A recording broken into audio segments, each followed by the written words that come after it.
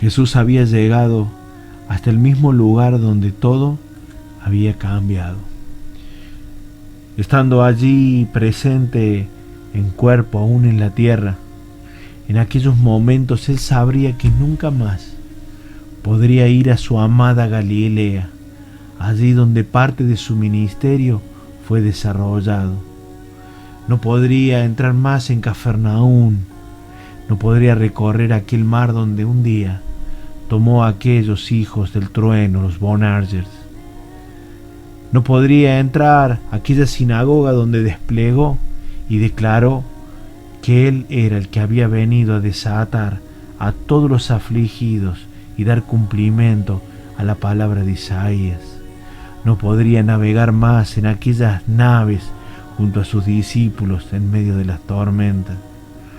El privilegio de haber estado en ese lugar y navegado y mirado con los ojos aquellas hermosas montañas y esos atardeceres únicos e inigualables.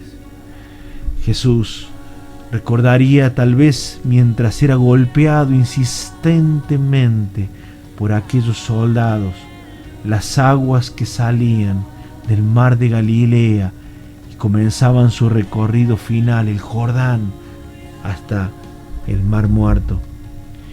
Jesús recordaría aquellos días cuando entró solo una semana antes, como un rey sentado en un pollino, aclamado, victoriado.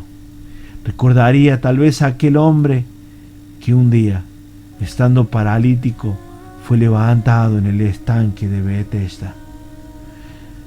Jesús ya había sido condenado. Jesús había sido cambiado por un tal Barrabás, el cual, siendo culpable, como todos los delitos que se le imputaban, quedó libre. Pero aquel inocente Cordero sin mancha, aquel que desde la eternidad, desde el día que Adán y Eva pecaron, el cual vendría uno que destruiría y pisaría la cabeza de la gran serpiente. Nadie podía parar la voluntad divina, nadie podía calmar a las hordas enfurecidas de demonios en la eternidad. El tercio de ángeles caídos del cielo en una tribuna levantándose, fervorosos, porque creían que si mataban a Jesucristo, si mataban al Hijo del Rey que se había hecho hombre, ellos creían que tendrían el poder predominante, ya no serían príncipes, sino dioses verdaderos en la tierra. Jesús caminó entre medio de aquella ciudad llamada la Vieja Jerusalén.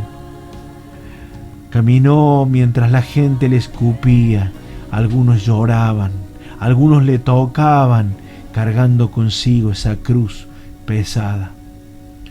Poncio Pilato había metido sus manos en un lavacro, sintiéndose así que era libre de culpa.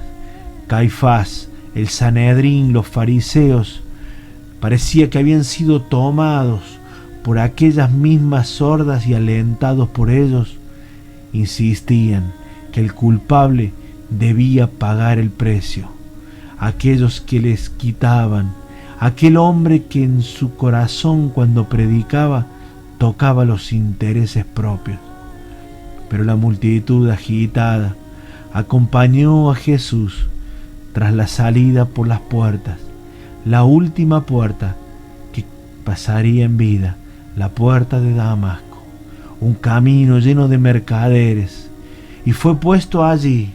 En contraste, hoy día la gran ciudad moderna se divide entre dos calles, la cual, al tiro de una piedra de aquel muro de Jerusalén, se encuentra hoy una parada de colectivo. Disculpas, voy a intentar de competir con la estación de autobuses que tenemos aquí. Ustedes han venido a un lugar muy pero muy especial, especialmente para nosotros como cristianos de diferentes partes del mundo por lo que este lugar representa. Y estamos hablando acerca de la vida y los eventos de la crucifixión, la sepultura y la resurrección de nuestro Señor Jesucristo. Ahora, creo que es importante señalar ya al inicio de nuestra explicación que el jardín de la tumba es identificado como una de dos alternativas oficiales para el lugar de la crucifixión, sepultura y resurrección de Jesucristo. Decimos que es una de dos alternativas oficiales porque a través de los siglos muchos otros lugares fueron identificados, por lo menos 7 lugares, de los cuales solamente 2 lugares tienen mayor fundamento histórico y arqueológico. La tradición más antigua se encuentra dentro de la ciudad antigua, que es la iglesia del Santo Sepulcro. Aquel lugar fue establecido en el siglo IV después de Cristo, y en siglos recientes, a mediados del siglo XIX, se comenzó a identificar este lugar y toda esta propiedad de este lado como una otra alternativa viable, ya que este lugar posee elementos tanto históricos como arqueológicos que encajan dentro del perfil de lo que vemos en la Biblia. Todo comenzó en el año 1842, cuando un teólogo alemán escribió acerca de la colina que tenemos aquí al lado nuestro como el lugar de la calavera, en base a ciertos rasgos que este teólogo alemán había identificado en el lugar. Uno de los elementos principales que comenzó a atraer a las personas al lugar tuvo que ver con la apariencia del lugar, la semejanza de una calavera en la ladera del monte. Leemos en el Evangelio según San Marcos capítulo 15, en el versículo 22, que le trajeron a Jesucristo al lugar llamado Gólgota, que se traduce como el lugar de la calavera. El nombre Gólgota en su origen es un nombre arameo que simplemente significa calavera. Y en español decimos Calvario, que es un nombre latín que también significa calavera. En esta fotografía, aquí entre mis dedos, ustedes van a poder observar las cavidades o las cuencas de los ojos, ¿sí? No sé si lo pueden identificar aquí. En el centro uno puede ver el puente de la nariz o el tabique de la nariz, que lastimosamente hoy día ya no está conectado porque se desmoronó hace 7 años atrás, en el invierno del 2015, ¿sí? Y la parte inferior, esta sección que se encuentra bajo mi mano, se encuentra cubierta y en parte bajo tierra. Mas al ver esto, las personas, ellos asociaron la apariencia del lugar con el significado del nombre Gólgota.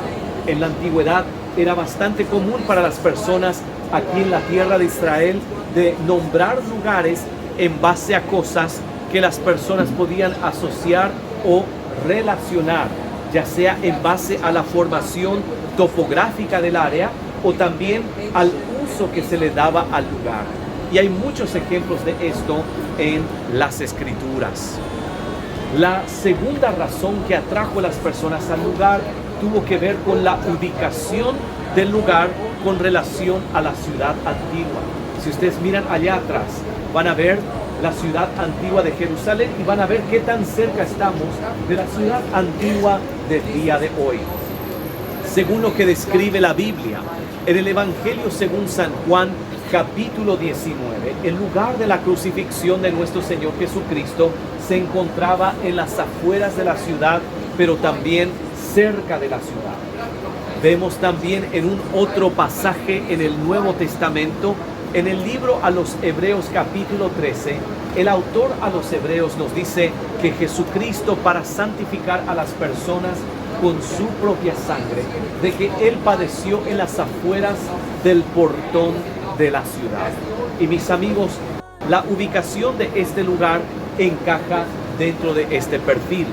Pero es importante aclarar que lo que vemos ahí atrás ya no es la ciudad de la época de Jesús, porque la ciudad de la época de Jesús fue barrida en el siglo II. Lo que tenemos aquí hoy día ya es algo mucho más reciente y data de la época en que los turcos otomanos estaban en control de esta tierra.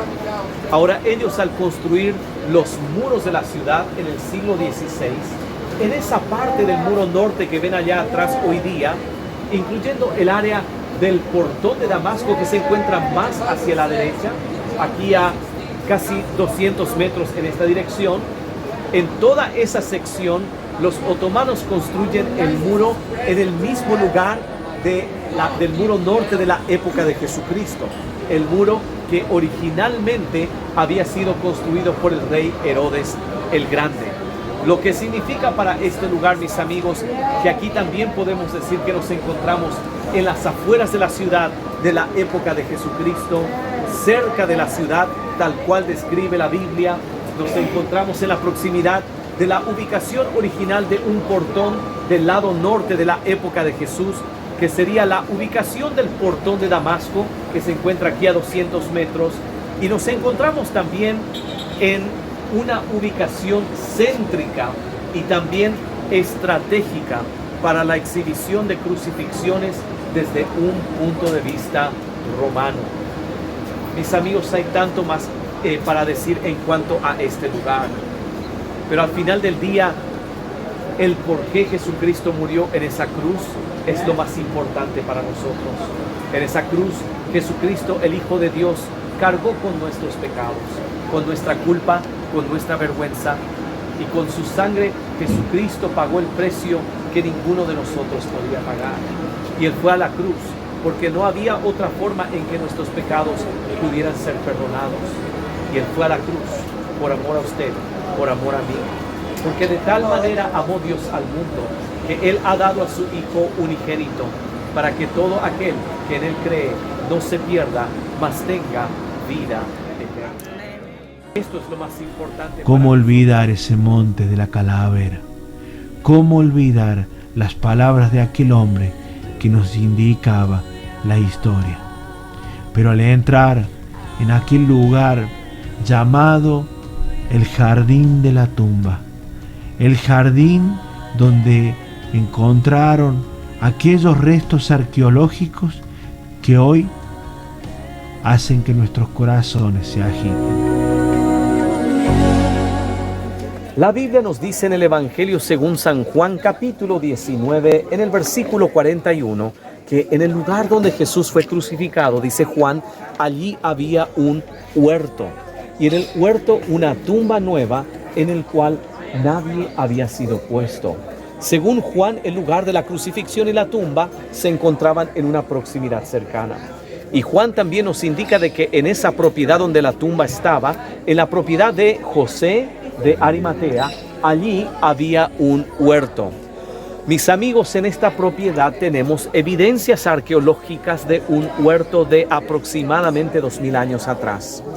En el año 1924, cuando se continuó las excavaciones de este lado de la propiedad, se descubrió aquí un lagar donde se pisaban las uvas para extraer el mosto para producir el vino. Este fue un hallazgo importante para el lugar porque nos informa de que aquí hubo un huerto, más específicamente hablando un viñedo, aproximadamente 2000 años atrás. Pero el elemento más importante que todos ustedes vinieron a visitar en esta mañana se encuentra detrás mío, que es la tumba vacía. Las razones más importantes de nuestro viaje es este.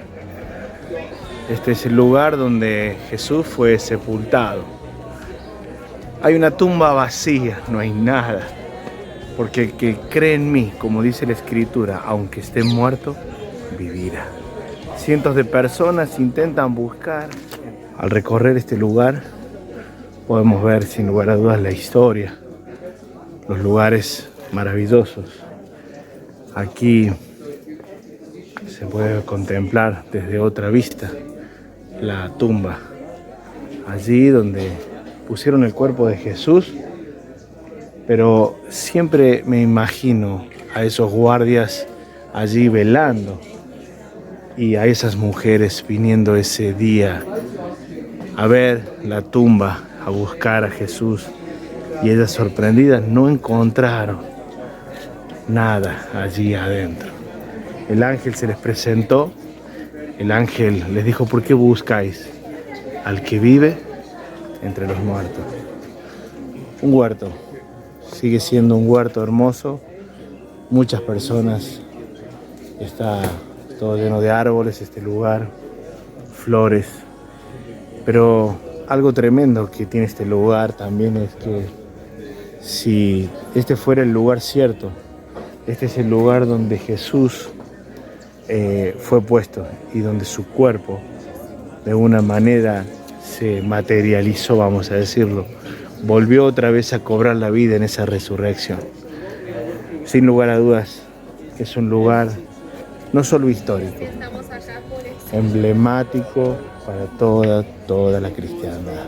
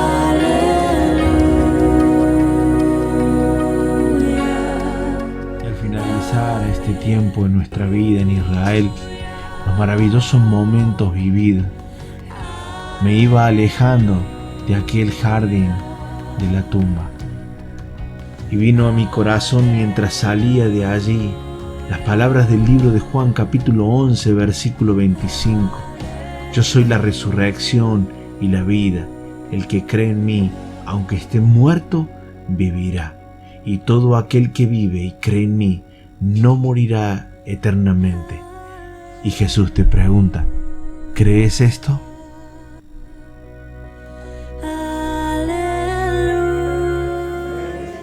¿Quieres decir algo? Nada, que acá no está. Jesús no está aquí, No está. Es la tumba vacía, pero bueno, nos acordamos de nuestros hijos, de la gracia del Señor para la vida de cada uno de ellos, de ustedes, y sencillamente en este lugar que es un lugar vacío, es una tumba, piedras, rocas por todas partes, pero sin lugar a dudas que nunca busquen al que vive entre los muertos. Tenemos una felicidad muy grande. Este video es para ustedes, nuestros hijos, nuestras nueras, Beso para nuestros todos. yernos.